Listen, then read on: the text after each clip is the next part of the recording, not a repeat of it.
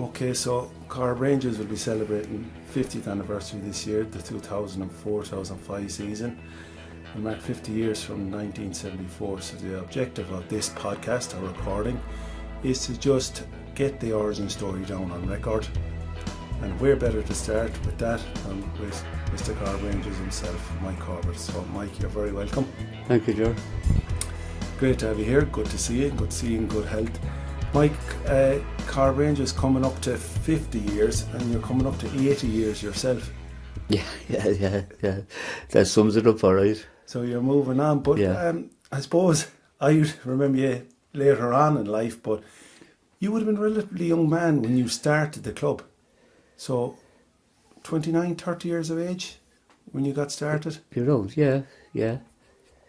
And what was your interest, or what was your background? What kind of made you want to do this, or Well, coming into Corrib Park, that many years ago, so was very little.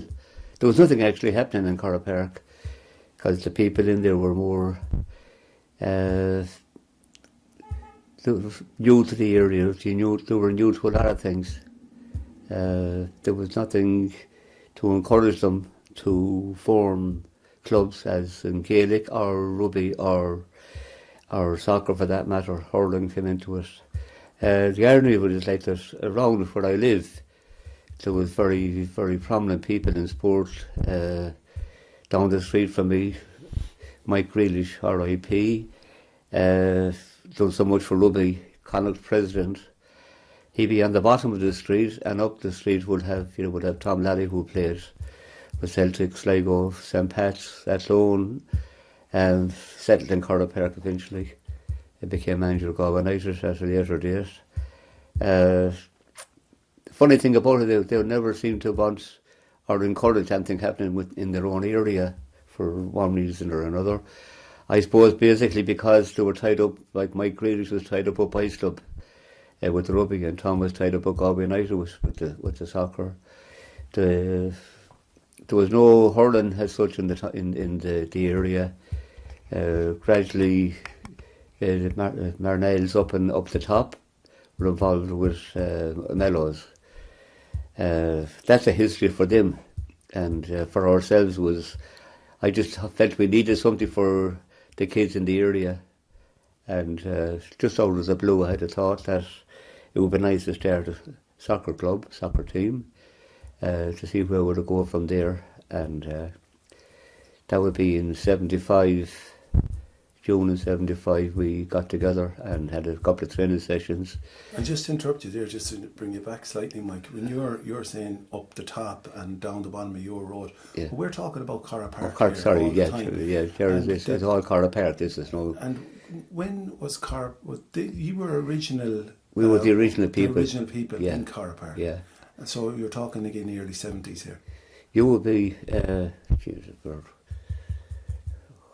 The year, no, the wife is better than me with the year we went in there, but like we were 50, if the club been coming up to 50 years old, it's been about 4 years. So okay, so let's say it's take, like 70, 72, maybe Corrib Park houses became available. And Mike, where are you from originally yourself? Like what's your own history in sport? Well, my history in sport was basically Feather Lallies.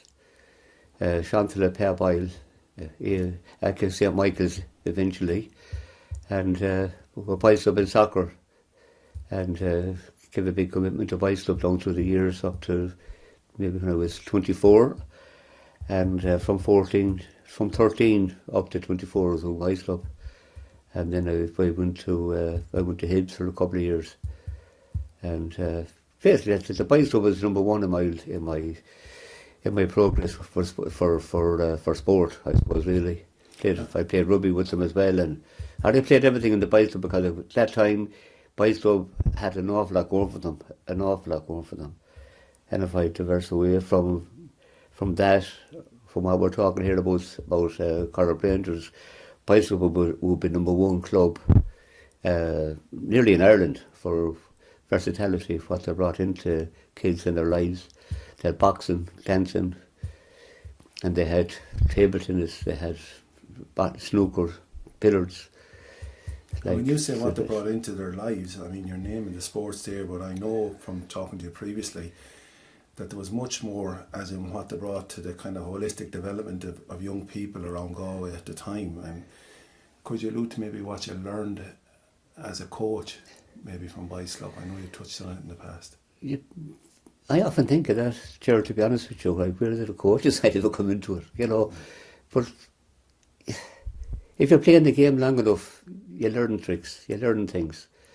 And I suppose maybe you dream about them in the sense that I got a few books out, soccer books, and I came across them about how to kick a ball properly. Not so much heading, I was never into heading, believe it or not. But definitely striking the ball I felt was the thing you have to learn. If you can't kick a ball, there's very little you can do after that. But you're a young man now, Mike. You're in your mid-20s in 1970s Galway, and you're going off looking for football books to try and tell people how to teach. No. That wouldn't be it in a sense. Like this is going back years before I took on responsibility or bringing the club into being. Yeah, but that's not typical, I don't think, of a young man back then. Like in which to want to know the techniques and the tactical side of the game and things like that. Where do you think that came from for you? Like, I'm just trying to get a sense of how you developed into. It's a hard answer. Yeah. It is. Like when you came on board with the club, like we had a way of playing.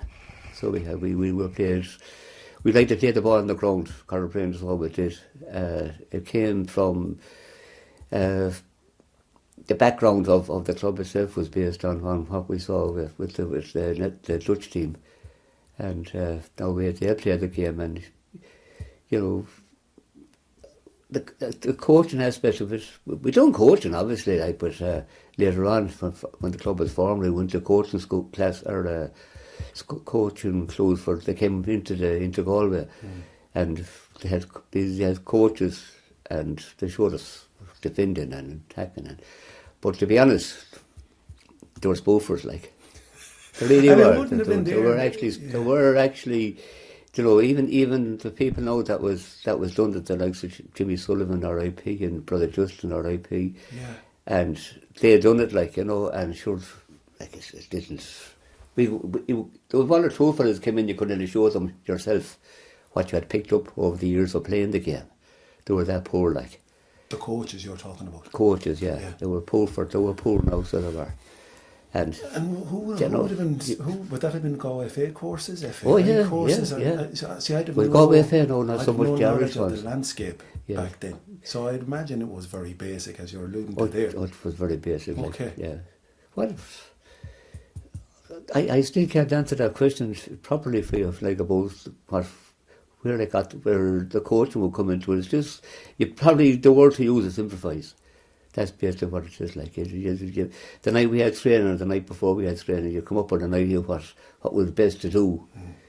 You know, knocking the balls around and ball to feet and things like that to show kids basically what it was about, to be competitive, I suppose, more than anything. Yeah, and I suppose the fact that you're putting that thought into it in advance, it just shows, I mean, that is coaching. You're thinking, what are the needs here, where are the strengths and where are the weaknesses?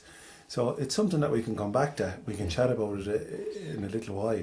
But just as regards the area, Mike, I mean, it's very hard for me 50 years later to try and get a sense of what Corrib Park was like and the area and the needs. But you clearly were able to identify one of those needs. So if we could maybe start there as regards, you saw something and you thought, right, I'm going to be able to add to the community here. Yeah, I would. Basically, that'd be it in a nutshell. What you're after saying, you saw something that was needed, and what was that, Mike? That was getting the club going, getting kids involved in sport. Why? Because there was nothing else for them in it, and you had this fear that they'd go wayward or things might happen in the estate where they get bold for the want of a better word, and be mischievous, number two. So you weren't prepared to let that happen, because you knew you had one. We had kids ourselves. Like we had a girl ourselves, and all she was too young to understand anything like that. Like, but we had other fellas there, and they'd be 13, was 11, 12, 13 years of age, and they got to know each other, and they got to like each other, and to keep that together in the community. That was the only way out of it, was to form a club of some description. Now, it could have been any other form of sport. Like, it could have been hurling, it could have been Gaelic. Like, but I had no interest in any other sport, only in the soccer side of it. And previously you told me you were down in the swamp or somewhere and you saw a bunch of guys from our area. Yeah. There's very little light I can throw that. I can picture it, believe it or not. I close my eyes and all in front of you. I can picture them. That game was over, and they were walking home, a proud young fellas. And you recognise them, obviously. I recognised Tom Lally was in the distance, and Mackie Hosty was in the distance. I didn't mention Mackie before, no, but he was with Tom that particular morning. But what got me going was that they were allowed to go home on their own from Corrib Park. Now, these were very young kids, like they were 11, 12 years of age, like, and they were just going home freely. And I said, that can't be right anyway. Yeah. So that basically, like, thinking of what I spoke to you about, the previous conversation, that I just felt annoyed that they were allowed to go home on their own. It was awful dangerous, like, you're passing the corridor, you're passing a lot of water, and kids being kids, like, you can't have that, like. So basically, I suppose that's kind of made me more determined to get something going for them, like, to keep it in our area, that we wouldn't be going anywhere outside not unless it was organised anyways, and people were responsible for looking after the kids. Okay. I felt that's what I lacked, that responsibility from adults. Yeah. That's basically what it was like. And in those areas, you mentioned a hostie man. Yeah. So was he? He never came on board after that, like, you know. And I think you said you had one or two who were there in the early days. Eddie Casey. Eddie Casey was our treasurer, and John Tierney was our secretary. Them were the two people that came on board. Okay. They were actually house after house after house in Corrib Park to me. They were in the same street, so they were. Yeah. And was there a cook guy, Pat Cook? Was he involved there in the early days? No, Pat played for us. That was it. Like, yeah. No, we tried to get him involved more that time, but he wasn't. He wasn't. So you've got one or two to lean on. You have Eddie Casey and John. Oh yeah, big John time. And yeah, these guys. And they were about 3 years. Eddie Casey moved up to Castlelawn. So he did from Corrib Park. He had Kieran, his son, was quite a good player, and he had two other boys. They didn't get involved, so didn't, because they were too young at the time, and they went off. They went up to Castlelawn, where they lived, like, which was miles and miles away back then. Oh yeah. John Tierney. John Tierney, he was there for a while. Again, he moved house down to Orleans Road. And he didn't stay after that. Like, he kept away. So I basically ran it for about maybe 5 or 6 years on my own. Okay. Without so let's talk about that then. You see a need, you identify a bunch of young people, and off you go to the Franks, was it? We go to the Franks, yeah. We told them, we put word around that there was a trial for the. So what did you do? You sent them all a WhatsApp message back in 1974, was it? Word about, like, into schools and whatever, like, you know. Okay, yeah. And we got about 40 down there, so we did. We won on a Tuesday night. I couldn't believe it, to see that many involved. Yeah. So we done a bit of running, that's what it was, because we had no balls at that time, like. And we just hold on a minute.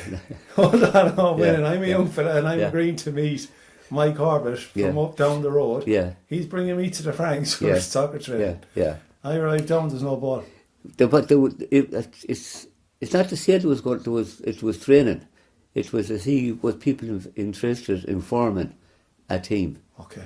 That's what there was no after a couple of nights later, there's no problem with balls. Like. Yeah. We'd have 2 or 3 balls. Like. So what did you do on that first We night? just ran up and down the pitch. Stop. Just, that was it, basically. Again, I can. And what are you looking out for? What Again, are you- I can close my eyes that Do far it, back. do it. And pick these keys top to bottom. The pitch was up in line with the Corrib, and they ran up and down there 3 or 4 times. And didn't mind. They didn't do it. But as you went along, you were picking and picking and picking.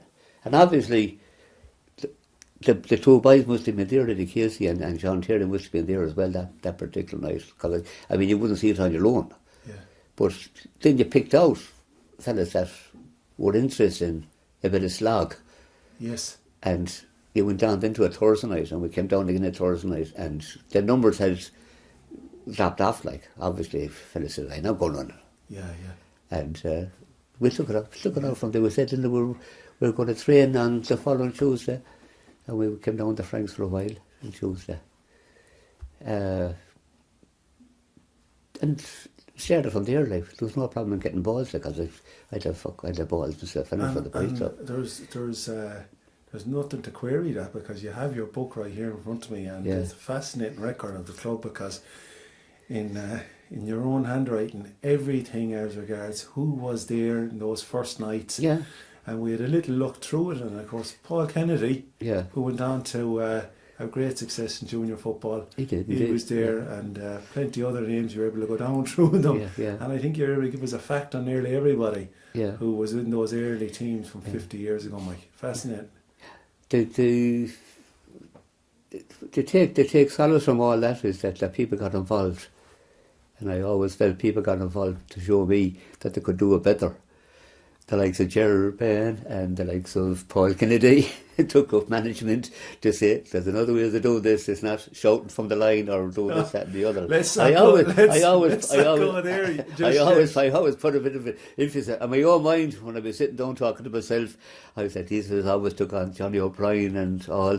Any fella that took up to say just a different way to do it. Like, And there was a lot of them, Mike. but There was a lot of guys who... a load of it. I mean, there was So what we're talking about here is guys who would have gone through sessions under yourself and who would have continued on in some form, whether it be soccer or other sports. Same thing. Coaching. Yeah, definitely. Now that was your words, not mine, that you said in a way to try to prove that there was another style to your own. Yeah, but that's it's good to know that. It's good to feel that, because then you know you have done something.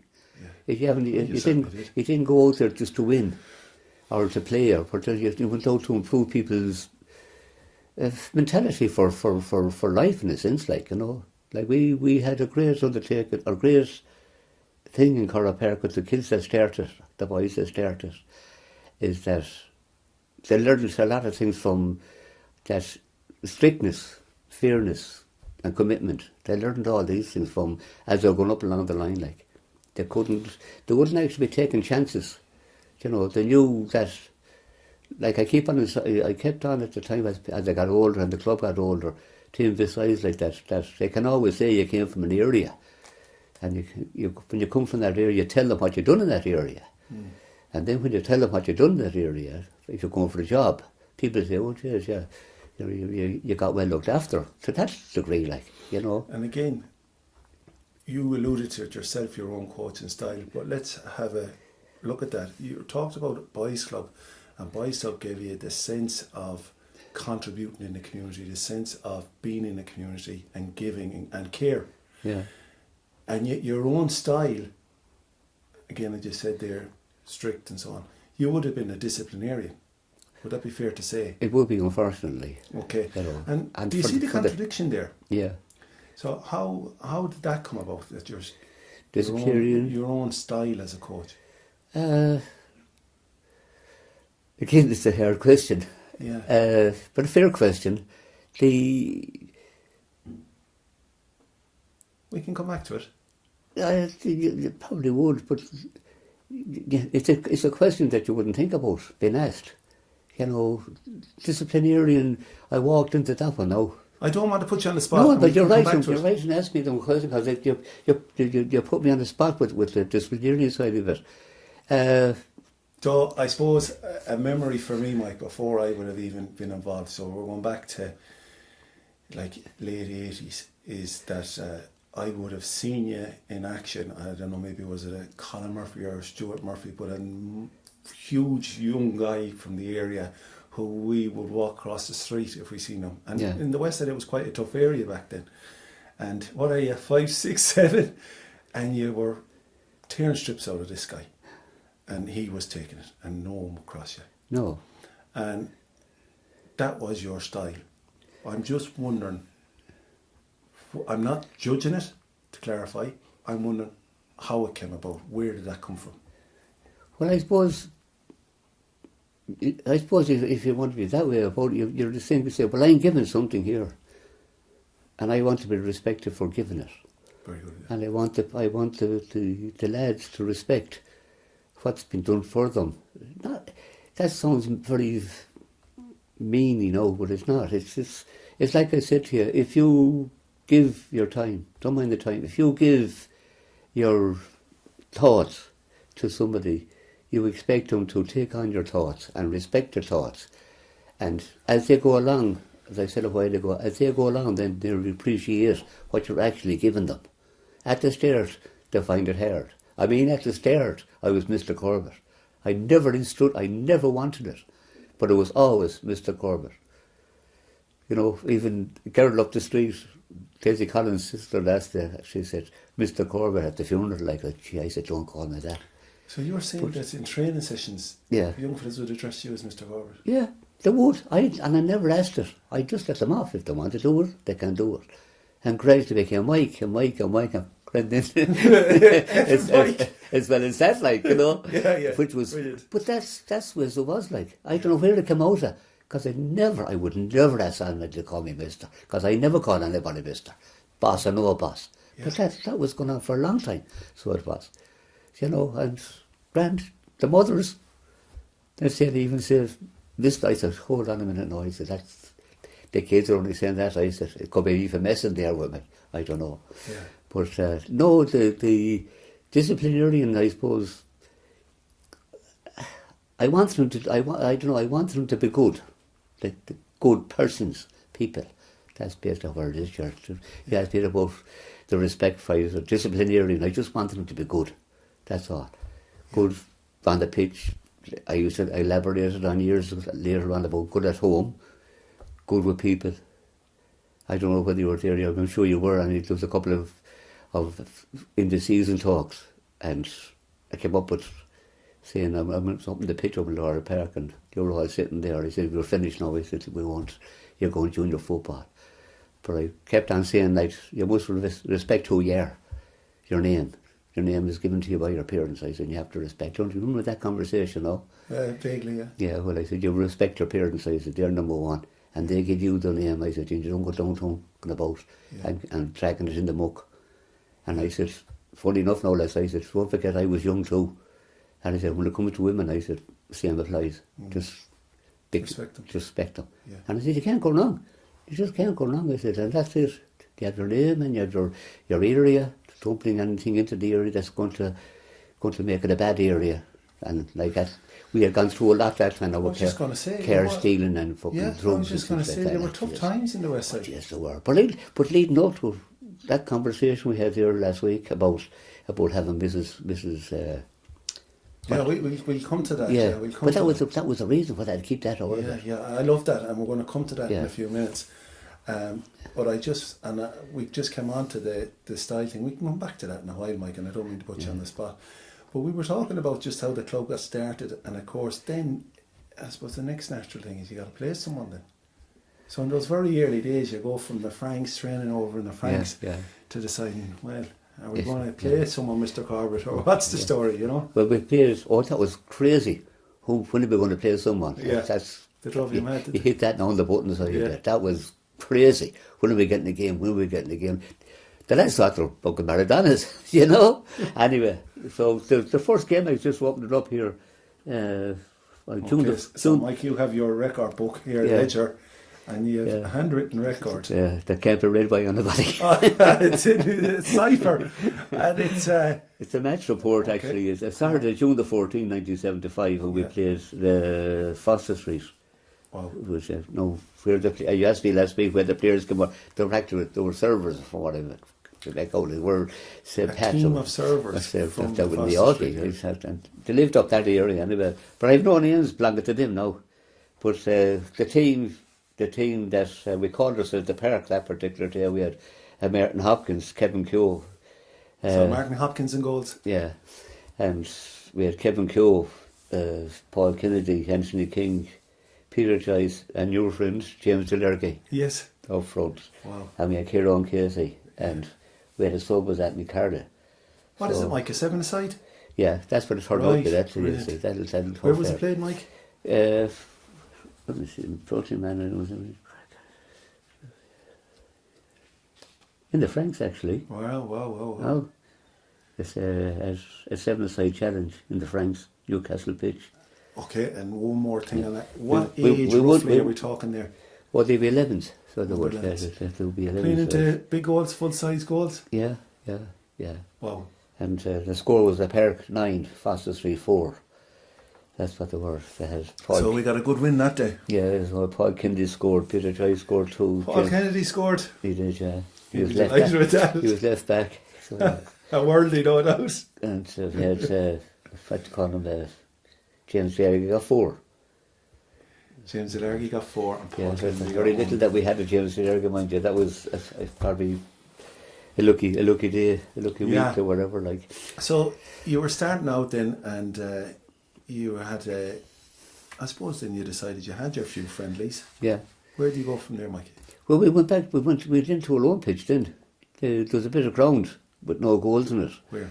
At the back of the community centre in so it was, and we took over. Well, I won't say we took it over, but that's where we done our training anyway. Mm-hmm. There was no goals in it for a while, and do you want to tell us that story Sorry. about the goals? Oh, eventually anyway we had to get goals because you couldn't play. You couldn't be playing into courts like they were. Yeah, jumpers for goalposts up until this. Exactly. So yeah. you decided you had an idea, isn't it? And I got goals made up, tubular, 4-inch tubular, and I got them welded. And I'm not 100% sure. I could have been Mike Shepherd. He had his own welding, but I collected medals in my van, and we brought them up to the pitch and we put them up. And Tom Sherlock, R.I.P., and Joe Ryan, one of the players, and we dug the holes. We put them up on a Saturday evening, and delighted with ourselves. We had our pitch, marked it out to the full size, like all whatever it was, like we marked out the areas and everything like that, and had it in line. So we had, Lovely. and so this is what we would often refer to as the pub soccer pitch behind the community centre there. Okay. Yeah. So you staked your claim. Yeah, we did. Yeah, that's basically what it was like. The corporation showed no interest in doing anything with it anyways, and we always felt that talking to people that they'd eventually put houses on it if we weren't careful, we weren't using it. So that was one of the reasons why we claimed it. Yeah. Unfortunately, no going stepping aside, it's a place that waterlogged pretty easy over on actually where the community centre is now. That was the lousy part of it. If they got any shower rain at all, it came down, and no, the community centre wasn't there in any shape or form, and there's no talk about it. That many years back, but unfortunately there was a ground that was a swamp, and I would have known about that swamp because I came from Chantala, and what I've seen it many years before we ever got up there. But the irony of the goalpost was that I got a knock on the door at 6:30 on a Saturday evening, and a little while later, a gentleman this was the same day we had them up. Okay, you know. Who was at the door? Knock on the door, and I said, "Cheers." I said, "What's up?" And he said, "He's John O'Donnell." I said, "I know of." And he said, John O'Donnell. Yeah, detective at the time, I think. He had gone he down was there. some detective, maybe he was down to you. Anyways, doctors, can I speak? I said, "Can of course." He said, "I see you put goalposts up on the pitch, or up on." Well, I said, "It's a pitch now." I said, "It was a bit of ground." I said, "This morning." And I said, "What's the problem?" He said, "Well, we were thinking," he said, "of having of using it for hurling." I said, "You can delete this." I said, "What's the way?" But I said, "Well, actually, no." I said, "What you're saying is that you're waiting for me to put goalposts up there to object to me putting goalposts up there. And I said, John, I said, that's not on. And I said, you took long enough, like this is Corrib Park, I said, best part of 3 or 4 years old, I said, and you never bothered till today to intervene with this or object to what I done. I said, they're not coming down, one way or the other. I said, because they're set in concrete. And I said, I haven't a notion, I said, of taking them on. No, I said, the concrete is soft all the time. I said, if you want to take them down, I said, you go up to whoever you're talking to, and you can come down, and you can pull them up over the ground if you want to do that. Well, he said, well, I said, no, I'm just laying it on the line out here, I said, but they're definitely go up again tomorrow morning, I said, if you take them down. And rather, we hadn't a row about it, which was, thank God. But he said, right, that's okay, so we'll see what happens. And they're still up there. Yeah. Well, they're not up there now, they're stayed there for... And of course, John's son, Barry, would have been a fine goalkeeper himself. Oh, yeah. I know, just to correct one thing there, like the man had no animosity, we had no row over it, and I liked the man, I meet him often, and never actually brought it up to him. After that, but no, the man, I wouldn't. We never became enemies over it or anything like that. Like, and firstly, for time they joined Newcastle, joined with Rahul Newcastle. That's where they got their credentials from. But no, that was it. Like, and from there, so you're up and running. You have your pitch. You have your goals. Yeah. What about your jerseys and your football? The jerseys in at this stage, we must have been in the leagues. Okay. So well, we'll come to that. Well, let's get on the record. Right. The name, Corrib Rangers. Yeah, Corrib Rangers came from, obviously, the Corrib. And Rangers section of it came from, I felt, the Connacht Rangers. Well, no, we couldn't call ourselves Connacht Rangers. But I said Corrib and Rangers fitted in. And Connacht Rangers, an army division. Yeah, exactly, yeah. They were famous for their war exploits. And the colours came from the Dutch colours, like relating to the type of football that I would have envisaged playing down through the years, like. And unfortunately, they came up orange rather than the darker red. So they were the colours. The Elvery's made it didn't get me the right choice. Elvery's, yeah, that was down in the shopping centre. Is that, of course, yeah. Intersport Elvery's still on the book? I can't think of your man's name now, I should know. But we're good friends with him now. So very good friends of him, and we got that's where we got our first set of jerseys, and he said he'd get a second set. So the colours were based on that Dutch team, and I think he said there was a Luton kit as well that caught your eye, that you thought you'd like your players to be dressed in something like that too. Yeah. Now, I was looking at it last night, was it? And Luton, they came up again last night on the newsreel. They were playing yesterday, weren't they? I think so, the cup, like. But anyway, they were white now with the pairs going through them. But anyway, we got the jerseys eventually anyway, and the balls, and there was never any problem getting balls, and he could have ball and the clubs, like. Yeah. And where, you told me a story about where the money came from. The money. So there was a draw, and then you popped up in this magical book here, and I think there was 309 houses in Corrib Park. Yeah, 309. And of those, how many contributed? Well, I got back at the end of the book there, I was looking at it, and I have it in my note there, over 290. Yeah. Which is insane. See, like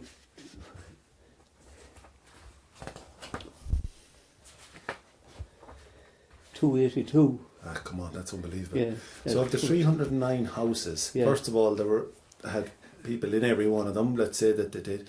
282 would chip in to the club. No. They were the houses. But you know, when you were knocking on. You knocked on all those doors, like, and you got to reply yes or no, or whatever the case would be. Like, but I mean, time. And they were chipping in for what, Mike? It was a draw. They were the winners of the draw then, and we based whatever we made on a Saturday night, that there'd be so much taken out for churches and the running in the club, like, and the balance in would go to a draw itself, and we usually threw around £25. So we did. It was £26 that time. So that's the price. And you broke up the pound then, you pay 15 and 10. There was two. Prizes. There was two. You couldn't have three because it wouldn't have been worth it, I felt anyway. But normally we'd you bring about £50 a week in it, like, and that was huge money. I bet. Yeah, huge money. And it's only the last year when I went back to it, I said, geez, that wasn't an awful lot of money. But when you think, £50 50 years ago, yeah, like. yeah, it was. I think it was 2 shillings. It was 2 shillings a week or a shilling a week, whatever. I forget what. Actually, I never wrote that in. Now what we were charging. But I think it was 2 shillings a week. Yeah. And And you want 90% of the people would have that on a Friday and a Saturday night for you. Yeah. No, it's 90% of the area. Everybody wouldn't be gone out or whatever they could be like, or they wouldn't have it neither. And it was important to you that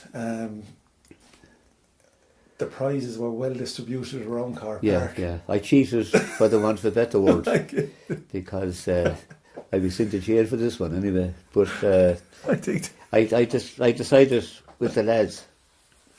Actually, I told the lads. You're bringing the lads into this, what I'm going to do. Not the players, no, the two Yeah, they're getting roped in. And I said, what we're going to do now is we're going to split the area, bottom, middle, and top. The bottom of Corrib Park, the middle of Corrib Park, and the top of Corrib Park. And they kind of looked at me as if, say, well, is it more or less is it legal? I said, look, we're running the draw. It's our house rule. So the first night we threw the call was down we have it down here. Whoever wins it down here, and I said they'll get their £15 and then there'll be £10. And then next week I said he'll go in the middle or the top, whatever he decide on, and we'll do the same thing. So everybody got a chance of winning the £15 and the £10. So it went from there, like, but I mean, it wasn't a questionable thing, like, I mean, no one knew that everyone was still winning. So I was still, just selective. I mean, selective is the word, but it gave me satisfaction in the sense that you could be awful lucky, and it could have been 15 weeks down in outside, you know, and they were saying to be given up because we were yuppies, you see, down there. There was a big conflict, you know, between the top and the middle and the bottom. In what way? Oh, we were all yuppies down the bottom, so the top wouldn't talk to us. Why? We were too well off. We're all well off people. We're all this. Where's that come from? I don't know where they came from. Jesus, it took me. Couldn't believe it. I mean, a lot of people didn't know who lived down the front, and didn't want to know who lived down the front. And then there's a lot of people down the front who didn't want to know who lived up the back. Like, oh yeah, Jesus, fucking. Times were hard that time. There was a lot of people. I don't know how. And again, we're referring to the Corrib Park estate. Oh, yeah, just Corrib Park estate, yeah, the 309. And then Coogan Park, we start running very quick. So in relation to it, I don't know how long they are now. So Coogan Park came in after Corrib Park was an established estate. Oh, it was, yeah. Before we got to Coogan Park, like, and then Camelon. No, Camelon was the last. What you call went up first, I think, in the Shannon and Gael Curry came up before them. So they did. And then they went back down to Mill Camelon, Jimmy Ward's area there, like. Yeah. But no, Coogan Park, we gelled well. Yeah. Whereas that way at the end of the day, you didn't. I never put any emphasis on top, bottom, or middle. That's it, because. Well, you were cute enough to put emphasis in the draw to make sure that everyone was included. But no, we were great support. I reckon the support basically came from the middle up. Then down the front. You were area more so. From the rest. Round area, you know, they were kind of funny, you know. Yeah. And, you know, that either weren't that we have no kids playing, or they didn't want to know about that kind of thing. Like, but I'd never bothered making give a shit, so I didn't want to. I was getting a few pounds every week for it, so I was. And we got the church over that then. And we had over a few bob then. No, we didn't go out for too long, like, I didn't persist with it, like. I suppose it's been the sense now of the cards. You know, the cards and stuff. Remember the cards? Initially, we actually don't. Yeah. Remember that? Yeah. And actually, we were probably the first the first club to invent that. Yeah. The forecasts, they were great. You can delete this part as well. Now, how the forecast came into Galway was Joe Riley, Hibbs, Dave O'Connell was with Joe, and they went up to play Belvedere, and Belvedere to have a pub across the road from the Belvedere ground.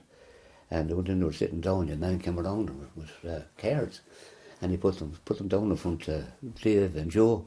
And Dave said, "Jesus, you look into this," he said, "it's a great money racket." He said, "We'll make hundreds on it." He said, "Hundreds on it."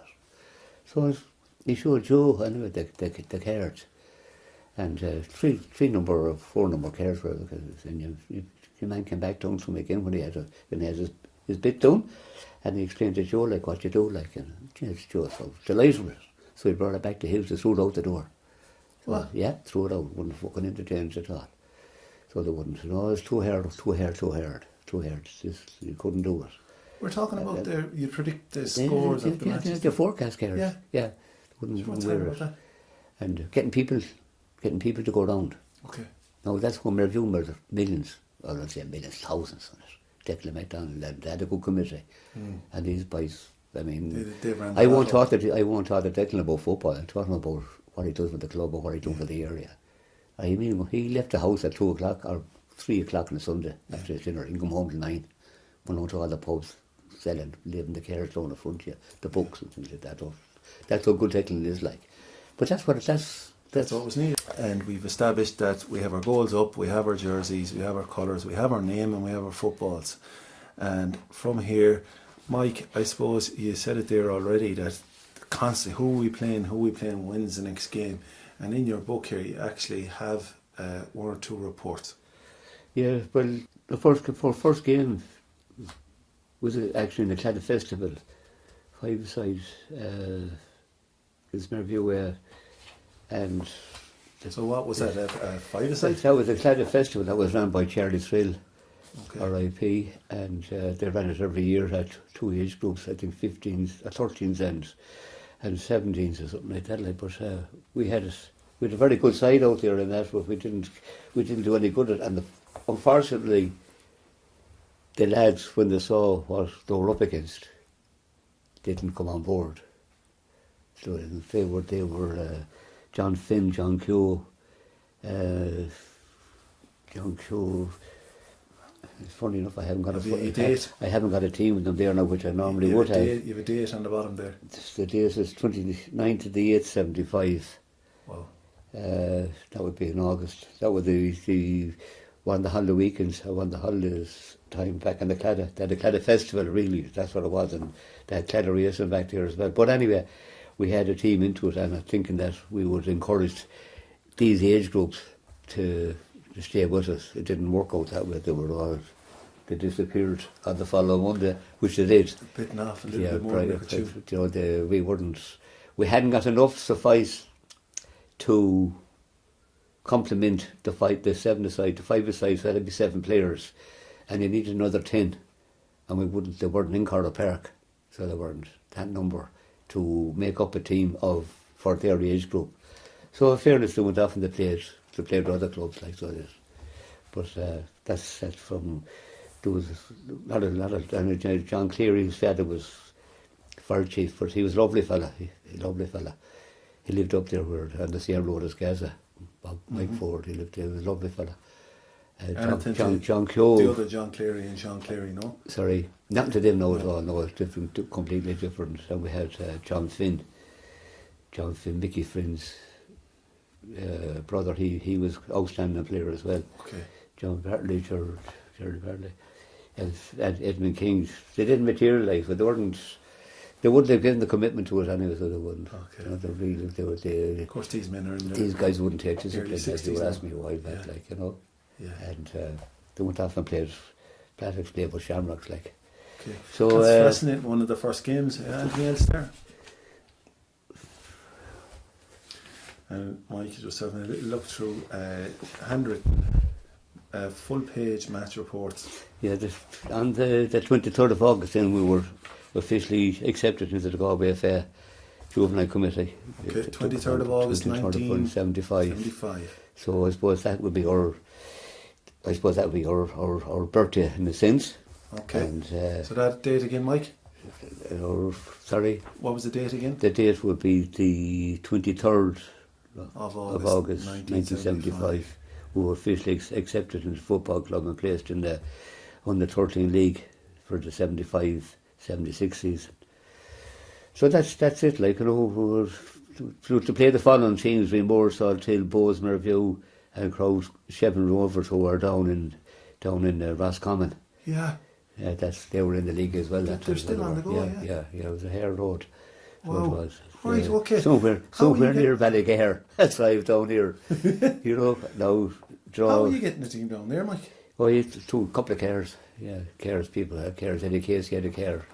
John Tier and myself, like we drive down, like, you know. But actually when that happened, I don't know where that report was. They might have pulled out because there was a lot of controversy at the time of clubs outside, we'll say 20 miles, 25 miles outside Galway. The juveniles felt it was a bit of an ordeal to get people to bring them down, to bring down the players to those areas. And later on at Port Timna they weren't accepted to come in as well. They went into the Bandaslow League, and Bandaslow went up to Roscommon, and that was years and years later. So it was. So you got your team and you're in a league. Yeah, we have it. So that was in the 14 league. What was the routine then? I'll just stall you there. You have a routine now where you're playing at the weekend. So you train then on a Tuesday and Thursday? Oh, yeah. Where did you train, Mike? Over in the pitch that we made like. So how did you do that in the winter? There was no lights or anything? Oh no, that was it. There was no training then, you say. Huh? You had no training then. So they just show up at the weekend? You only had, you showed up at the weekend. And when you were training, you trained on a Tuesday and Thursday night. Yeah. But you used to do something on a Monday night then, Mike. What was that? The Monday night then compensated for the winter as such, the dark nights we call them. And we had Mrs. Gannon's bungalow. We met after the matches, we had a Monday night, and we had a discussion on, I had a report about how the boys played, and I gave them their markings out of 10, and they were chuffed with it, really chuffed with it, like. And no one ever complained as such, like. You know, some night I might throw in a spanner, they say, a man got 9, and the boy said, it really was terrible. Yeah, but that was hold it. Back. That was it. Like, but 9 times out of 10, it was about an hour, and we just chit chatted away there and kept everyone was kept happy. So it was. And what was the purpose of that? Spirit. Yeah. Spirit. That was it. And I suppose it kept young lads in off the street, didn't it? Yeah. Even when we were getting hammered in matches, it didn't seem to come into the little house. So it didn't. It was never brought in there. So it wasn't. But. Like we kept on coaxing people and to be there, like, you know. The irony of that, I don't remember. It's only myself that ran that, sure.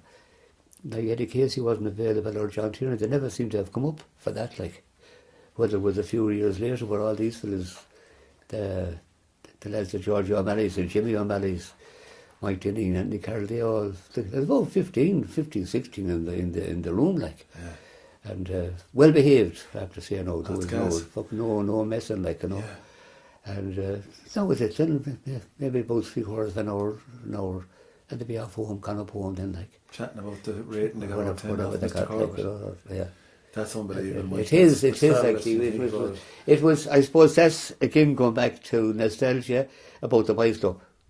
Community side of it, the spirit, I should say, spirit of it. And it kept them focused and it kept them out of trouble. Oh yeah, it kept them out of trouble big time. And then when you heard there was a bit of trouble, you knew it wasn't yours. And that was 20 boys that you knew wasn't in trouble. I wasn't going to be in trouble. In my 20, you were talking about discipline and that, but that was it. Nobody wanted to come in and said, all right, they got into fights. And you found out like there was such a fella had a go at such a fella. So you just decided like that, well, we don't need to be doing that, like, not without mentioning names or anything like that. Gradually got to know each other. So it was an opportunity to check in on them as well, wasn't it? It was. And there were, you know, there was no, well, basically what it was like, there was, what you were trying to eliminate is bullying. You know, no, you got bullying and training. So you did, like, I said, why if they do that, like her? But it never took shape. You know, there's no continuity in it, you know, which was great. So there was, and they were always there for the matches, so they were. But And I have it there in my notes about just the standout moments from the formative years, and you said that like there would have been some heavy beatings or whatever. But I think that things like that are great memories, aren't they? Like that guys 50 years later will recall that and sitting down and the nostalgia part of it. Was it difficult to keep players, Mike? Eddie King and Anthony King now left us. He went to Grattan, he lived across the lower from me. Oh, he was very talented, but we weren't winning. And he was one of the fellas who was ambitious. But that'll be him.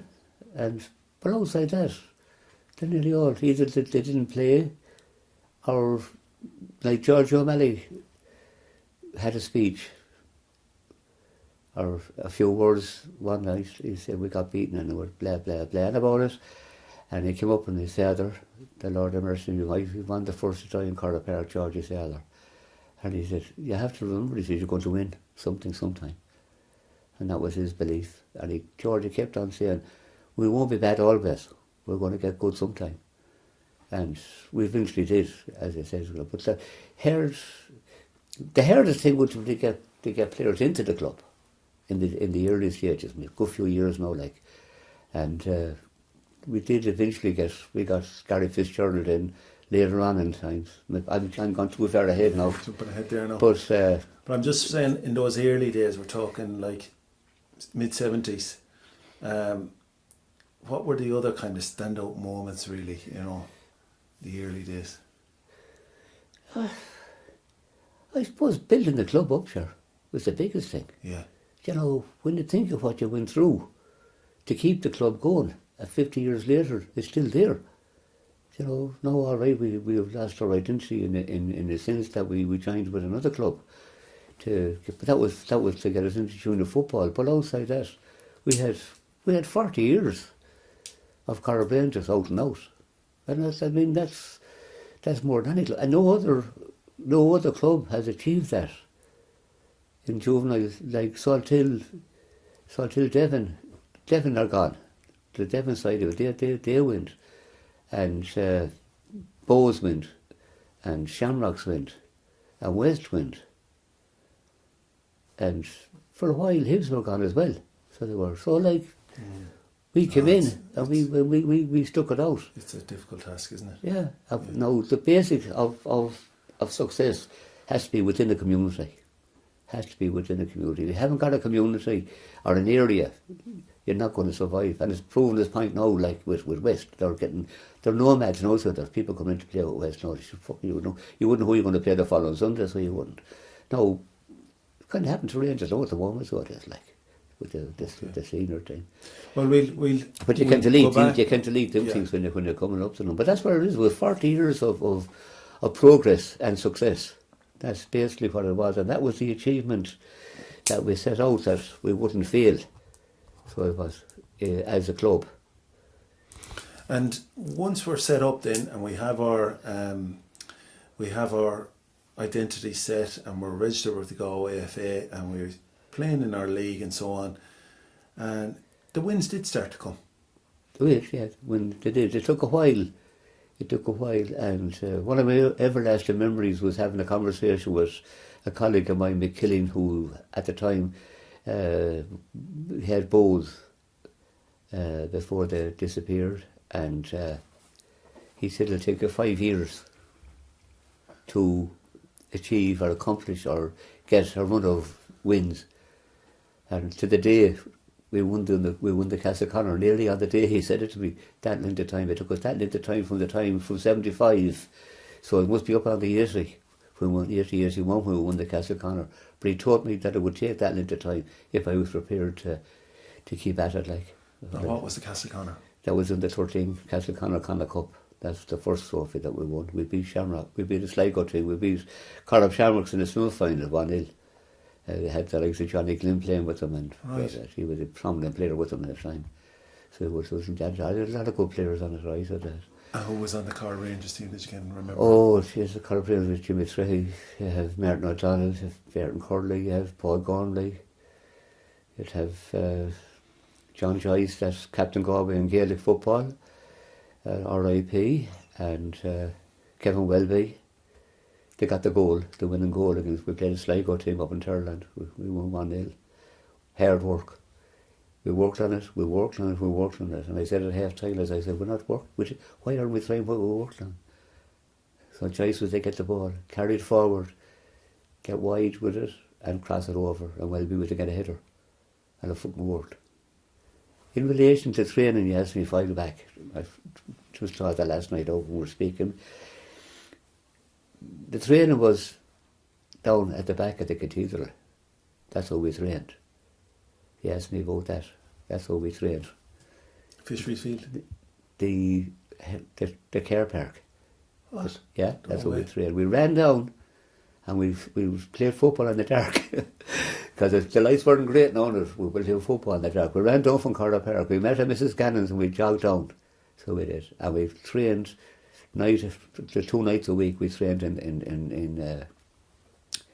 the back in the car park. Where the cathedral car park is. Yeah, that's what we trained for the Castle Connor, or for that league, but that's what turned out to be the Castle Connor, who were fit as fleas. So, and the irony of it, years later, down the 13 team, we had David Kirkman on it and Robert Ford probably on them, and they stopped training, Tom Lally's team. And I said, why don't you train down at the back of the cathedral like we done? Oh, he wouldn't hear of it. They played Crescent, 7-0, they got hammered. They weren't even at the races, like, and that was a good side they had. But Crescent were good as well now, but anyway. But that's what we done, we trained. That was the commitment here that these guys had and the respect they had for what they were trying to achieve. And they got something out of it, of course. So that is the Castle Connor. Yeah, and then the same year. I might just stop you because I know that's a picture that you want to get. Yeah. So the club will probably put this out in the sources at some point. But anybody that's associated with a club that has that picture, yeah, it'd be great to have it. Yeah, so it'd be great to get a picture of that team that won their first Connor Cup for the club, the Castle Connor under 13. Yeah. Okay. And so we put the appeal out for we that. won the 12 then, I think the same. That would be a Connor Cup, like, so they won the 12 league as well. We won that as well. I'm very sure we won that in the same year, the same season, I should say. Timmy Gordon got the winning goal, and I took Timmy off about 10 minutes to go, and the father-in-law was watching, and he said, "What you taking over? He got the goal." I said, "Look at him." I said, "He can't run. He can't run." He couldn't. Timmy was asthmatic. But Timmy's dead and gone, the Lord of mercy. Oh, he's not. No, he's still alive, Timmy. Oh, jeez. He's still alive. But he's a bouncer somewhere down the line. Turned out to be a bouncer. To win a Connor Cup, you need some quality players Oh, there. geez, So well, who the standout individuals back to Mike? The team was a team. Okay. That was basically it. And each person was he was a class player in the position he held. That's a fact now. Like, you know, you couldn't. All right, you can take out John Joyce being prominent and Martin O'Donnell being prominent. Kevin Welby would be prominent. I would. Jimmy O'Malley would be prominent, like, you know. But these guys, you know, it's like yourself having a team, and somebody asks you who stands out, and you say, "Geez, well, no one stands out, like, really." You know, you have given a left back his job, and he continued. He's good at it. Like, he wouldn't get the job off you if he wasn't good enough, and that's what it was like. But that's what we done the training for, was things like that. We had no problem with that. Like, something else I want to leave in my mind there, where it was. But no, you have your Castle Connor. That's a great commitment, so that. Yeah. Sorry? So you have that one. So in many ways, I suppose you're after achieving a big goal. Now, where do you go from there then? You've proved the point now. You've won a Connor Cup. Yeah. With the team. Well, and what year is that we're talking? 80, 81? Yeah. The next competition now will be with the Joe Wickham on the 15 Connacht, or the local leagues. And we just never, the local leagues that time there was, you could have finished on top of the league under 13 or 15, but they brought in a runners-up into it, so they did. So in other words, you finished second. You were still in the final, which I fought very hard to get rid of it. And I reckon it took me 10 years to get rid of it. Because it happened, when it doesn't happen to you, you don't mind it happening to me. So you don't. So it happened to Gart. And they won the league by 2 points against Boys Club. And they played the final, as we call it, and Boys Club bet them 2-0. Derek Lee and was on it. No, you know Derek up and he was on it. Derek and Christopher. They were on it. Derek was on it, but Derek was a class fucking player. But they won it. And the man was crying, the fella from Gart, Ger Bane. He was really, very upset over it now. And I said, when we go to the AGM, I said, you have to support me on it this time. Because I said, it makes a joke of it. I said, here, I was cheering. I said, I'm presenting the trophies to Boys Club. And I said, and you're going away with nothing. And what they actually done, they bought the trophies themselves and gave them to the players because they finished the league. Gart did. So, fair dues, like, but it meant nothing at the end of the day, like. Ultimately, yeah. But it went on. Rangers, you might remember the time when Rangers won the league by 10 points against Merview, or in the top of the league. There was only 4 teams in it, and they won it by 10 points. And Merview bet them 2-0 in the final, or 2-1 in the final, and they got the minor league. So I made sure that I got support the next time, but I had to stop, and I got it eventually anyway. That through the AGM that we stop. Okay, so now we're going to pick up, and we're in the early 80s. We have a Castle Connor Cup in the trophy room, and picking up a couple of local league awards also. And Mike, the bit of help started to come on board. Then there was a formation of a committee. Yeah. And can you tell us a bit about that?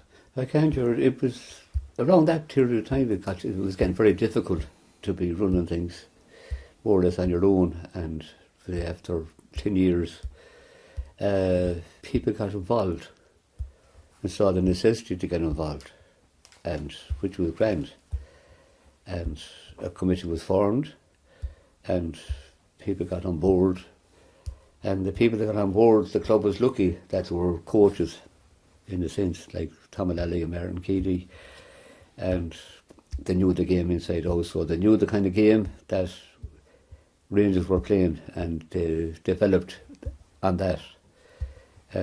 Success obviously followed success after that, with Tommy coming on board, and just as regards the committee, so what have we? We have yourself? No. Okay, no, so who we've got? Martin? Yes, you'd have Rob Collins, R.I.P., and Tommy Murray. Okay. You'd have Martin Keeley and Tommy Lally, and then those women came on board as well, and Lally and Bridie Ford came on board, and Mrs. Keane came on board. There could be 1 or 2 more who came on board, and they got the club up and running, committee-wise anyway, so they did. Like. Brilliant, yeah. And I hope to talk with some of them in the coming weeks, Tommy and Martin and maybe a couple of the ladies there. I spoke to Tommy Murray over the phone the last day. Right. I said, I'd love to have you on board. He says, Ger, I don't even remember last week, don't mind 40 years ago. But Tommy's 82 now and he still has all the humour, so he's a dedicated Corrib Rangers man over the year. Oh, big time. His sons were some of the best, weren't they, really? Yeah. Gary, he should have achieved more. Gary, he was one that Gary Murray.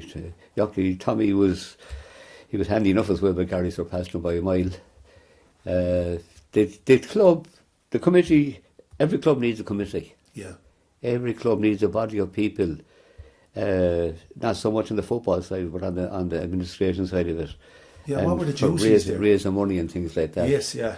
How did they go about it? How did they go about? Just their duties. What were the duties? Well, their duties was just secretary, treasurer, chairman. That was it. Because as the club grew, there was more teams. Well, there was more. There was funny enough, there was never that many teams in it. Okay. There wasn't. No. Well, I suppose there was, really. I suppose there was. There was 13s, 15s. There was a team for every age group, and what they were crisscrossing the players. So they were, as if there was a lot of success came into it at the later stages when the club got settled as such. Like myself, we got up as far as 15s, winning the Joe Wickham, and then that was a big bonus.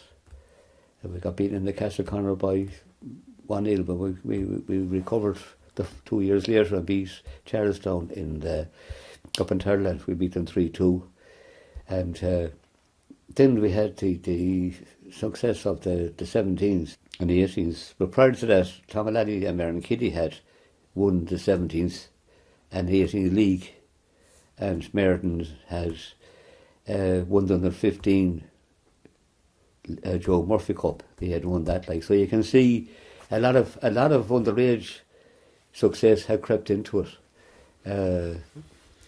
The players that were there after my lot, after my players, will say that when they went up they came after me as such, and I had gone pushed on, and then we had to go back down again to start again with the 13s and whatever.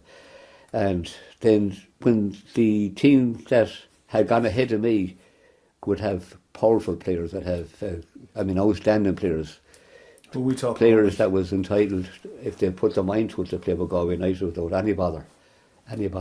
Go on, who we on about here? The only person that really accomplished that, would have been Tommy Keane. And he came from us way back, going to England through West United. And then we have Mark Keane, that I felt we should have got an under 14 or under 15 Irish cap, but it didn't happen, one reason or another, and didn't you get players picking up caps, Mike? Yeah, we've only in relation to caps, we have a lot of schoolboy caps. We have Lee Maher with a schoolboy cap, yes, and we have lovely keeper. We have Grealish, Ian Grealish, another goalkeeper, and I know Robert Ford. Yes, Robert Ford got one. He did, yeah, with the tech. Another keeper. So obviously, there was something in the water for goalies, wasn't there? We're producing the goalkeepers. Yeah, it's a shame you could only play one at a time. So it's now Robert went on to play with Galway United, Robert Ford. Yeah. Robert Grealish, or Aidan Grealish, he didn't. He just played junior football, and then we had Colin Murphy, another outstanding goalkeeper. Yeah. That I don't think he didn't get a cap.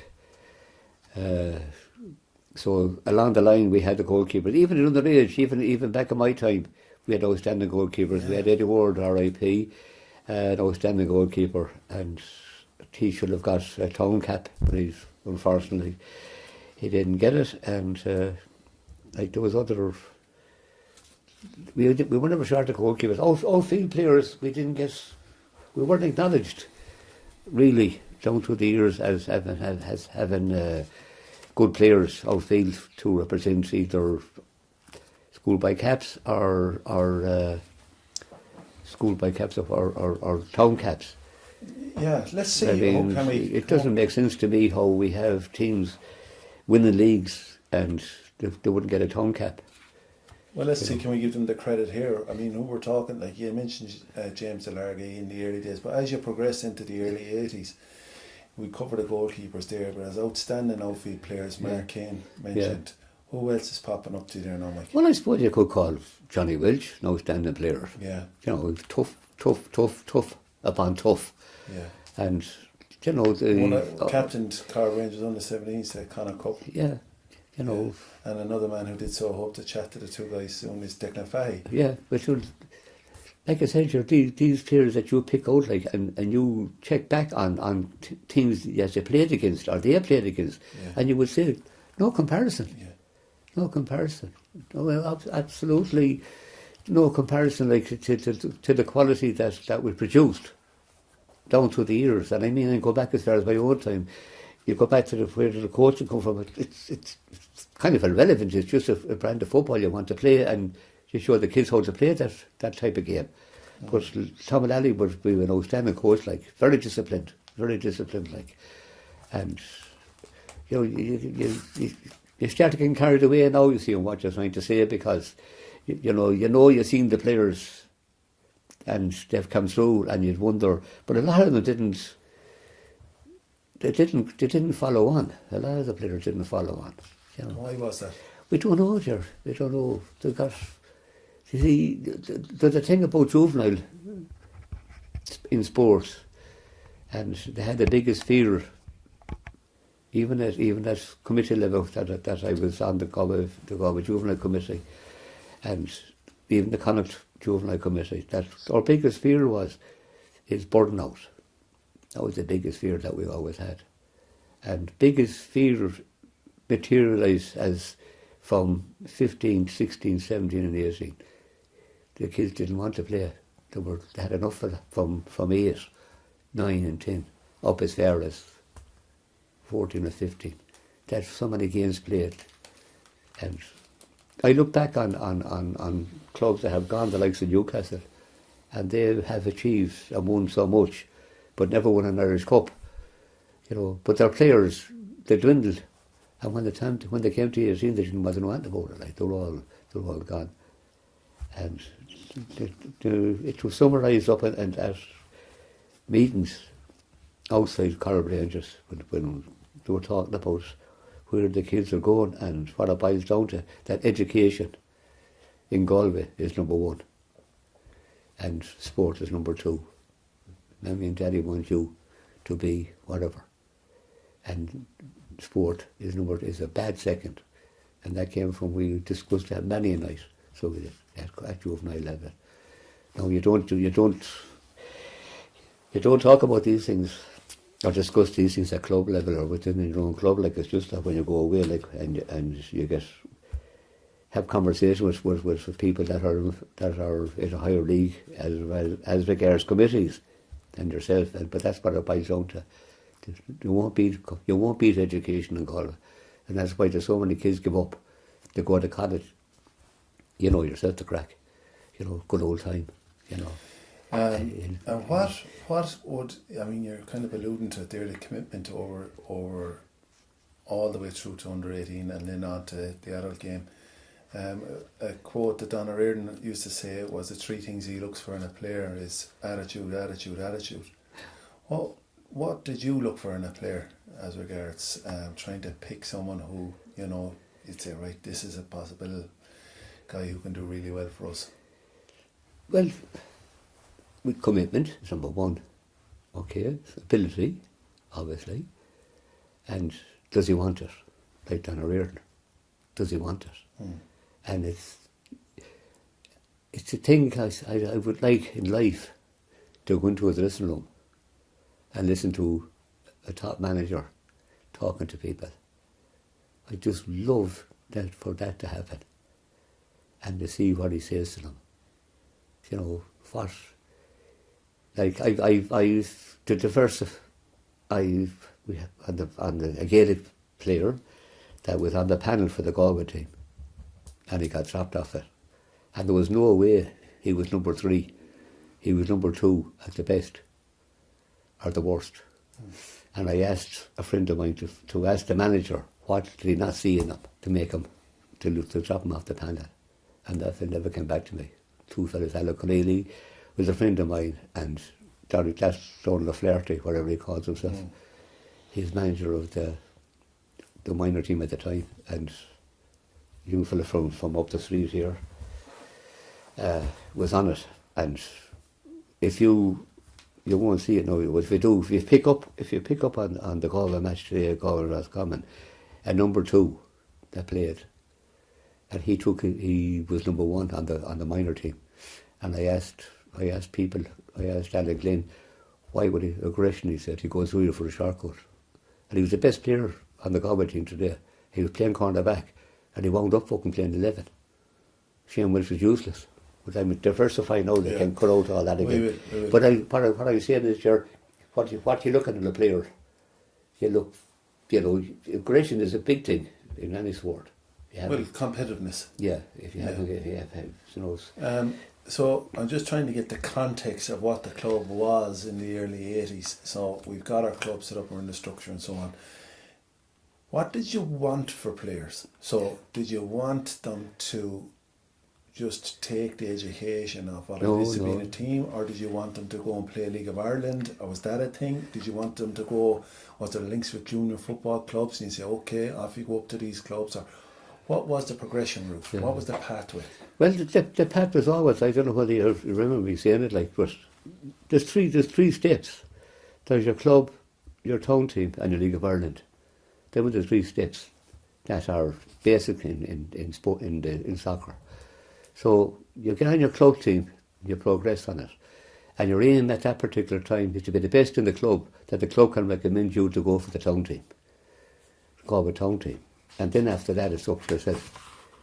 The next step after that is League of Ireland, and if you're ambitious enough or committed enough to get up there, that was my 3 goals, and that's what I wanted from the year dot that we started. That was my war cry. I don't know whether you remember me saying that to you. I don't know, maybe you did, maybe you didn't take it on board, because I used to talk a lot of it anyway. But that was it. So like, I wanted Martin O'Donnell to play for Galway. You know, Martin O'Donnell would come off the road as a traveller, like, but people wanted him. They wanted him big time, but they wouldn't pick him because Eddie Ward, brilliant goalkeeper, and because he was Ward, they wouldn't put him on the town team. Okay. So they would. But anyway, go back to that again. Then them were the 3 things, and the most important thing to learn, or to listen, or pay heed to, you can do 2 out of 3. And the third one will beat you, and that's League of Ireland. So you come back down to 2. You come back down to junior football. Don't give it up. Yeah. Plenty of years ahead of you. When you play League of Ireland, you're only fucking 19 or 20. When I was 23 or 24 at that time. But now you come back down to 19 or 20, and you're not going to make it. So you just come down and you play for your club. Don't give it up, like. And then you go back to then what you said earlier about your community and your identity and remembering your own family name and your own club and where you came from. But I had fond memories of going to Galway United, and in the early days, for a few games that I'd have been going down there, Mike Quirk would have been in the squad. Oh yeah, big time, yeah. So what did that mean to me as a young guy, to see him there? Exactly, coming from Corrib Rangers. And Brendan O'Connor was in those squads, of course. They went to Mike went to Hibs. Yeah. So he did, which broke my heart. And Nigel went, Robert, what do you call him? Mixie Harty? Yeah, he would be on Merton's, he'd be on Merton's now. Tom Lally's side, and Nigel would be on Merton Keating's side. See, we had we as managers had 3 identities as such, like. But was there ever a link with a junior team? So you're producing this, you're farming out these young lads, you're rhyming off Nigel Keating, Mike Quirk, Mixie Harty. Yeah. I mean, excellent League of Ireland players. And were junior clubs coming to ye, or how was that? Were they being poached, or how did that work? We lost 4, I think, to Hibs in that particular year. We lost Mike Quirk and Nigel and Brian O'Halloran. He went to Hibs. Definitely 3 anyways, if not 4. And they won the Connacht Cup when they were 18. Oh, that totally arsed me, so I did. When that happened, I was really disappointed with them. And basically because the fellas that was around them weren't good enough. And that's what happened there. So they went up and they got the Connacht Cup out of it. Now, Damien McElroy? He would have been. I wonder was he in goals that time. No, they had that, what do you call him in goals? Mark Corbett was in goals, yeah. But when I threw the flag out the window, and I said, they went to Joe Riley. Yes, so they were going to get coached. They didn't go to Merview, or they didn't go to West, or they didn't go to Bowes, because they wouldn't have got looking after that. Joe Riley would give them. Yeah. And that was it, like. And they went on to have brilliant junior football careers. I mean, the multi-Connacht Cup winners, multi-Premier League winners. And of course, they were going into a team with Johnny Welch. Yeah. Oh, Johnny Welch. Yeah. Johnny Welch was up there. He was already up there, but that's what I'm saying. And Brendan was, Nigel was, I don't know where Nigel was. No, but Nigel was only a mediocre player. That was a Kennebert. He was a fine player. He was in the end, but he was fucking going up along the line. Going up along he wasn't aggressive enough for me. And then he got a bit more competitive at right back. But he was in the middle of the park for Merton, from what I can recollect. No, he wouldn't last the games, like, he dictated the game from the middle of the park, like. But I saw better players. Yeah. And that's what always caught me with Don O'Riordan, what I used to ask him, what did you see in him? No, he used to give Nigel an awful time. In what way?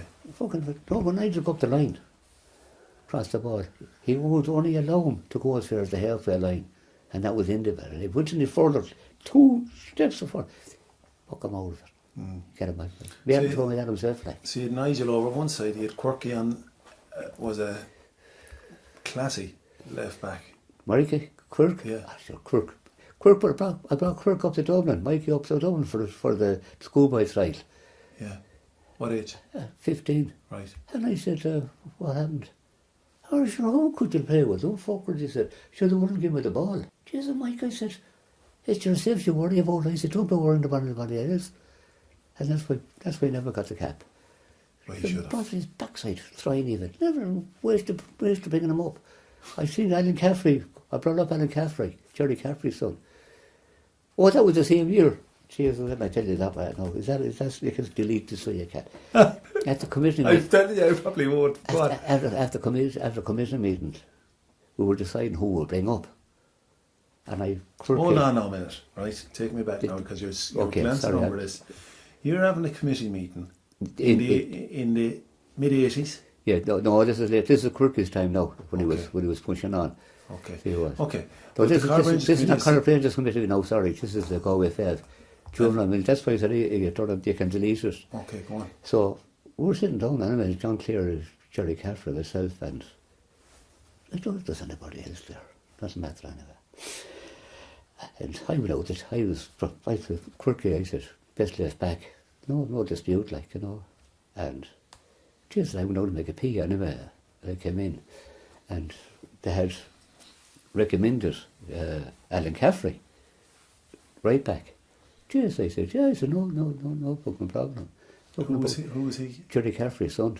Corrib Rangers also? No, it was Shamrocks. But yes, anyway, fucking 3 years later, clearly fucking told me that Caffrey said that I was fucking pushing Quirky too much. And that he should send up Alan as well. Prick. Jerry Caffrey is dead and buried. But that's been fucking done to me. I couldn't believe it. The best player on the pitch of the 30, or 30, whatever the length was on the trial, I was 30, I was up in the Stewart's Hospital in Dublin with Alan Caffrey. Best fucking player on the pitch. And I said, jeez, this is great, I said. No, he was a good player, no doubt about it. But he stood out that particular day. And I rang up Jerry on Monday. I said, "Oh, I didn't get on." "Oh, he didn't make it." He said, "Jesus," I said, "Oh, he didn't make it." He was too conservative, he said, he was told. In other words, like, he was doing right back, and he was doing right back. And he didn't push on fair enough, he didn't link up. That's what I got. I said, "I give up." We brought up Alec Keogh. So we did.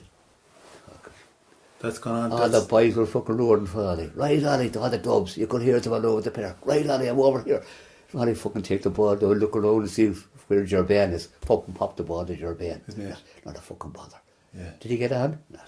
Stuff. Not a fucking looking. Madness. Best man up there, so he was. Any others? We stick to the Corrib Rangers, lads, that you remember bringing up? We brought up. No, I wouldn't be interested in bringing up a fella if he wasn't good enough there. Yeah. That was my fucking fault. I didn't believe in that kind of messing at all. Like, that's why I brought up a Quirky. But Quirky let me down. He didn't bother his arse putting it in. No, it was very unlike him. Yeah. Very unlike him. Mikey was very chatty, very forward of a fucking person. That he couldn't stand him. Yeah. Couldn't stand him. "That fucking won't talk to you," he said. I said, "Yes." Mike was it? I said, "Tom," I said, "in your mind." Mike was a brilliant coach as well. I remember there was a while there when he was at Salt Hill, and you knew you could pick out young fellas who were coached by Mike Work by the way they played.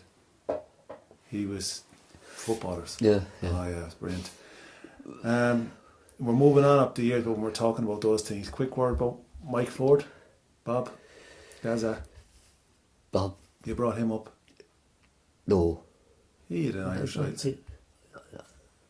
I don't think we did, no. Oh, he had Irish caps, yeah. He didn't get a cap anyway, so he didn't. Mike? Well, no, Robert, what do you call it, got it? Shamie Quilla got the cap, that's right. He was capped, but he was playing with Newcastle, so he was. And did Mike Ford not play underage for Ireland? No. Scandal. No, just Gav was a phenomenal, so he was. He was, wasn't he? Yeah, he was, yes. Do you remember the time? Choice made a shite to him. Fucking, we brought him over to Bolton for a trial. Then the man rang up. He got in touch with John Joyce. Said, "What's he like?" He doesn't go to bed at all. He said, he stays up late at night. He's open the street all hours at night. Like, 5 years later, I got stuck in Joyce. He won't do what he can tell him, man. Fucking at him. I remember we went down to St. Bernard's. Yeah, I remember that day. What am I going to say? What were they going to call him? What's their name? Is it Bob? Is it Mike Gaza? Or is it Mike Ford? But we went down without him and we lost 5-0. And then we went down the following day and we won 5-0. That was the difference with him. No, the first we went down a Saturday and we bet them fucking 7 or 8-0. So and we went down the following Saturday and they beat us fucking 5-0. Was he not playing that day, the second day? No. Was he not? That was the difference. Pig that fella. That's no, I remember it was one of my first encounters with Geraldine. But Bob was, they loved him over in Bradford. Yeah. The mother, so fucking sure he was up, he'd have him up in the stage fucking taunting him 14 fucking years of age. Jesus Christ, love. No, we can come back to players and so on. We're kind of getting there, really. Yeah, we're getting lost as well. Yeah, a little bit, no harm. How do you feel like when you reflect on it? What's been your contribution to the area? Oof. In a sporting sense, I couldn't have done much more. You're not always be able to say that. You know, that's because I do what I set out to do, I'll put it that way to you. And that's, I'm happy enough with that, like. Which was? Getting that team, getting the club, and then getting Corrib to be identified. That was basically what it is, the west side, if you want to be elaborate on the west side. But basically, as it was Corrib at that time, nobody ever thought that you're going to have Coogan Park or Camelon or Innishannon or them like we had a great contribution coming down from Innishannon and Gael Carrick as well. We had, you know, we can go back to players again, like, but that's basically, what I've achieved is that I've integrated young fellas to play in their own area, like. The estates, they all came down and played for Corrib Rangers. It was a bonus. It was a privilege for it to happen, like, for me anyway, like. I don't care whatever pitch they call off anybody, like, I know that it wasn't for me, it just wouldn't fucking happen. So it wouldn't. All this was done before, and like, people don't know what's happening at the moment. Some people don't want to know anyway, but however, when you think that we integrated fucking Innishannon and Gael Carrick, Camelon, there are very few from Camelon now. I don't think anybody from Camelon played, others that I can think of. I suppose you go to Coogan Park then, and a lot of people came from Coogan Park, and a lot of people, obviously Corrib Park, but they got old. Like we had the O'Neills, Keith, Mike. I was just going to say, I suppose when you think about it, and it's very easy to gloss over what the area was like back in the early 80s, mid 80s, but it was a tough area. Oh yeah. It was very much council estates and so on, working class, and there would have been, for want of a better expression, gangs of young guys with nothing else to do and getting up to no good. Oh yeah. And without putting a too fine a point in it, would you agree that part of your legacy would have been to take some of those kids from the different areas and bring them together, so that when they bumped into each other on the street, then again, it was you're the right back instead of you're the yob or whatever. Yeah. Basically, that's it was an achievement to get an area to join together has become one, i.e. the West Side. Now, obviously, as you know, you said things happen up there. Things happened over the years, like, but you had no control over that. All you had control over is the kids that played football for you, and you encouraged them to encourage other people to come down and play. That's basically it. That's it. You couldn't, you know, the parents now. The parents then, or a lot of them are deceased, like that supported me big time. Of course, yeah. Big time. You know, a lot of people, they were delighted. And I have a plus that I'll never forget, is that nobody ever came to my door to fuck me out of it. Never, ever came to my door. A few probably felt like and I tell you, people, oh, they did, without doubt. I mean, I went to after Quirky's house after his uncle said, I don't know how you put up with him. He said to Mike about me. I went over, knocked on the door, said, we had a problem. We had a problem. His father and mother were there. We have no problem, she said. You say what you had to say, and he has to listen to you. And that was it. Never had a problem. I was at a meeting one night, Martin Keeley threw me under the bus. He said, a parent came to me. He said, and he said his son was very upset over you giving out to him. Jesus, Martin, I said, sure, I never stopped giving out to anybody. I'm always giving out. He said, he went home this evening, he said, he got his boots and he threw them under the stairs. And I said, well, why did he go to you? He said, I remember the committee. I said, Martin, I said, that's immaterial whether you're on the committee or not. I said, if it's me he has a beef with, it's me you should talk to. Was he afraid of you? No, he wasn't, not this guy. So he said, I said, Martin, I said, you actually should have brought him down to my house, I said, with you, if you felt that way about it. Well, he said on about it. Well, I sorted, I said, well, you won, are you? I said, oh, I beg your pardon. I said, if it's down to me, I sorted. So the meeting was over anyway.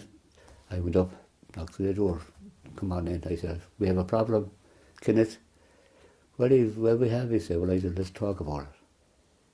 So the player came out. I said, Jesus, I said, you know me inside out, I said.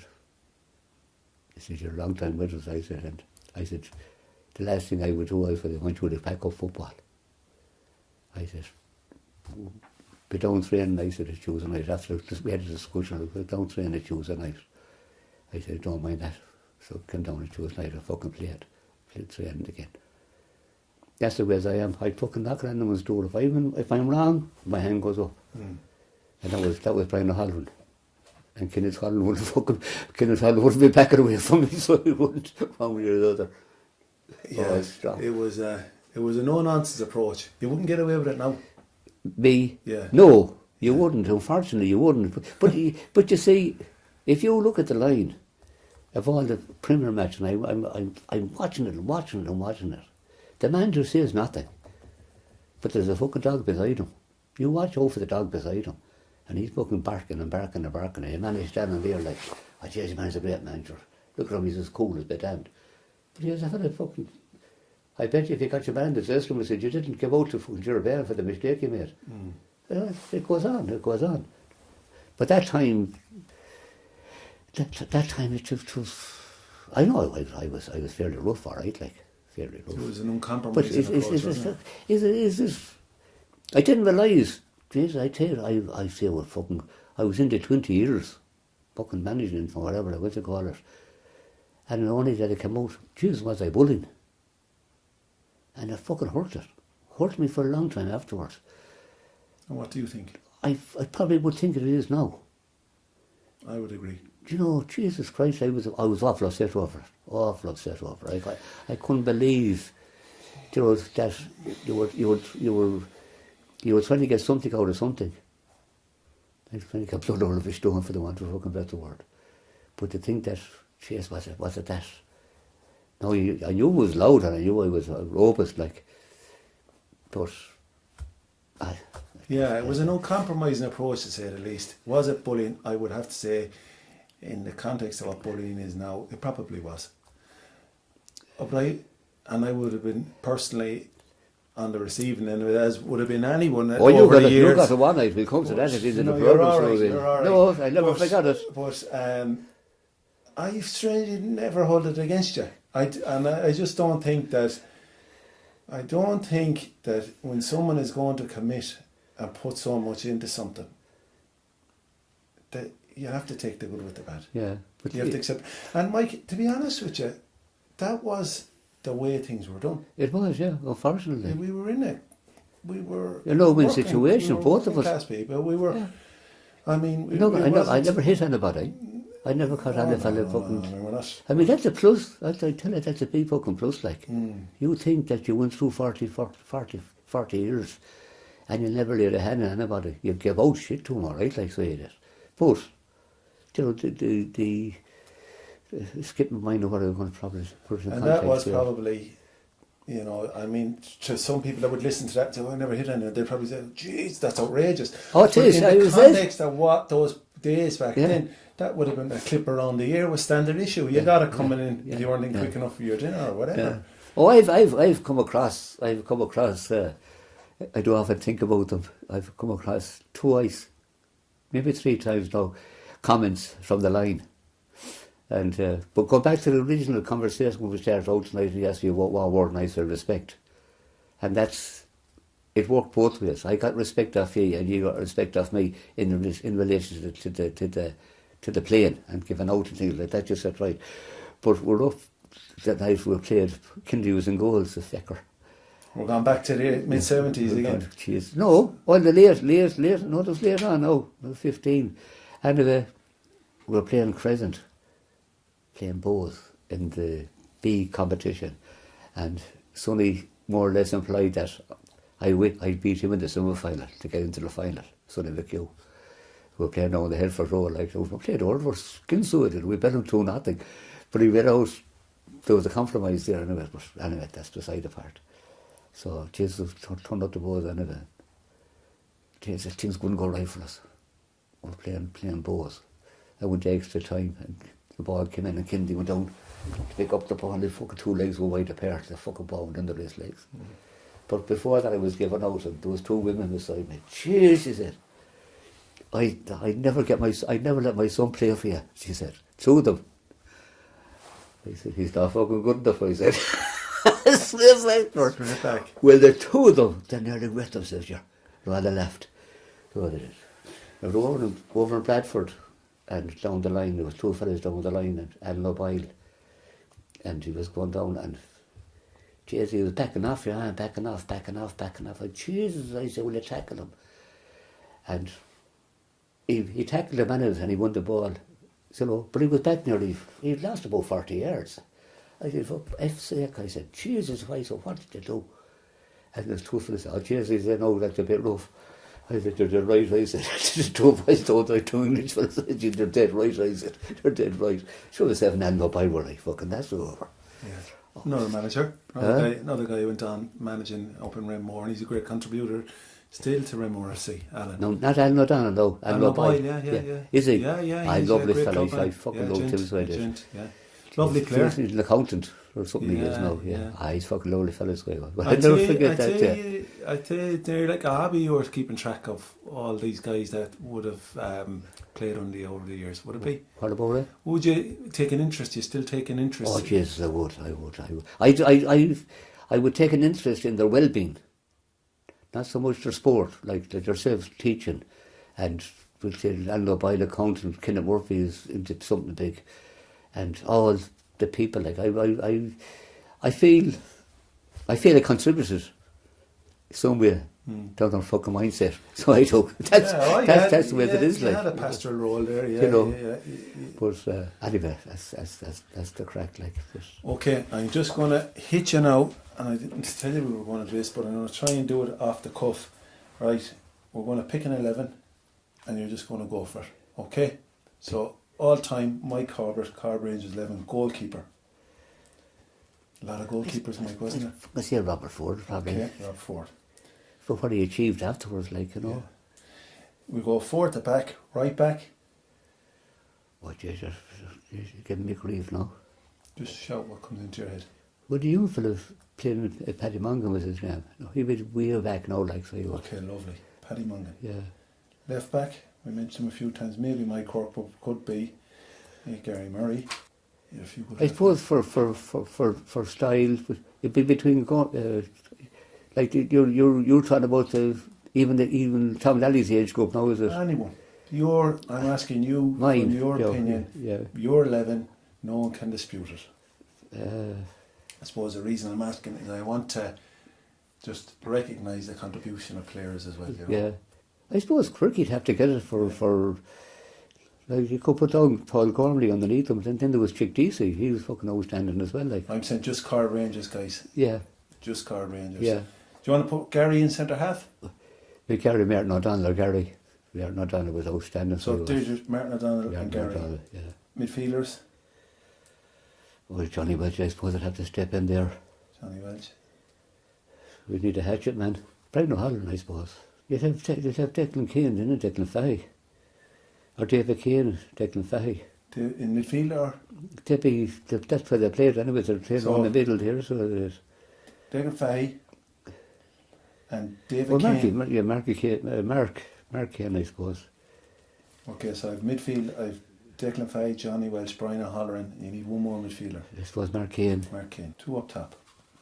Two up top. That's what we failed big time. Was it? Oh, big time. Fucking big time. Big time. You could never say we had a striker. Not that I can remember anyway. I suppose you can nearly put Mark Kane up there. We had David Gold, but he wasn't with us at the time. David Goldway. Smithy. The thing I found with Smithy, on the big day he'd let you down. He worried too much about what was going to happen. But there again, like he was a class act. There's no doubt about it, like. And I had nothing up there. You're like a Barcelona team with no striker before it ever was. I suppose Smithy'd have to fit in there. If he had the players around him, he worked hard anyway. Like that was the funny thing about him. Like You can put Mark Kane up there and another midfielder if you want. yeah, Like. with Declan Keane, then it would have to. You could put Marky up there with Smithy. Okay, so and Declan Kane. That's it. Jesus, I tell you that. That's some team. So Rob Ford in goals, Paddy Mongan right back, Mike Quirk left back, Gary Murray and Martin O'Donnell, Yeah. Martin O'Donnell centre halves, Declan Fahey, Johnny Welch, Brian O'Halloran and Declan Kane midfielders. Sure, if I was picking a team like that, I'd have Gaz in it, like Bob Ford as well. You see, We got to get him in here you somewhere. can't get him in there, like you know. You what I have mean? to get Bob Ford in there. You know what they do now in the papers later. They give a first 11 and they give a second 11. So Yeah. that I see them on the Sunday or for a Saturday. Bob Ford is your impact sub. He's coming off the bench causing havoc, so is he? Yeah, above 40, he was no fucking play. You saw yourself, like fucking out. I mean, he fucking did. Remember the time? I mean, for the fella, Jesus Christ, I might have stopped. Fuck the drink anyway. Don't mind that. Come here. Do you remember when Leeds came over and we played them in the west side of an evening and Bob was playing? He scored from above 45 yards out, drove it in. Do you remember that? Yeah, I do, yeah. Oh my God. We couldn't even kick the ball 20 yards. But he's a great mentality, so yeah, for a fella with the bother he had, like, Yeah. great mentality.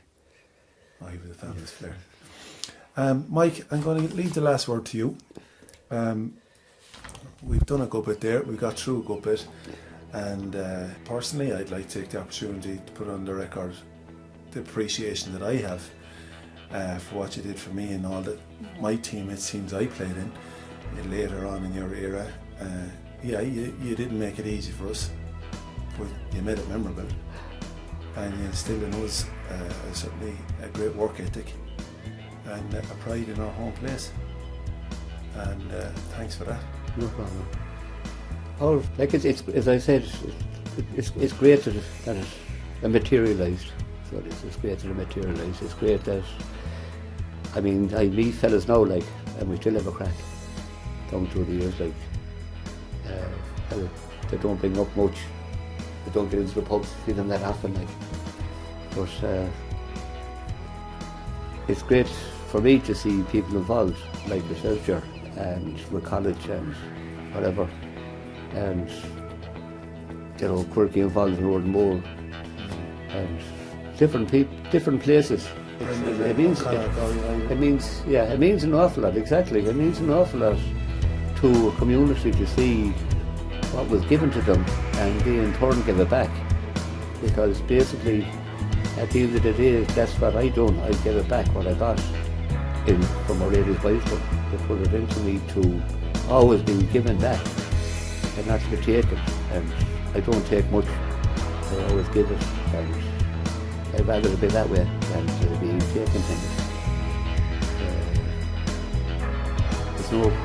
Some people give posthumous awards because they don't believe in them. Anybody has that to say, just come and say well done and thanks very much. That's all you ever want.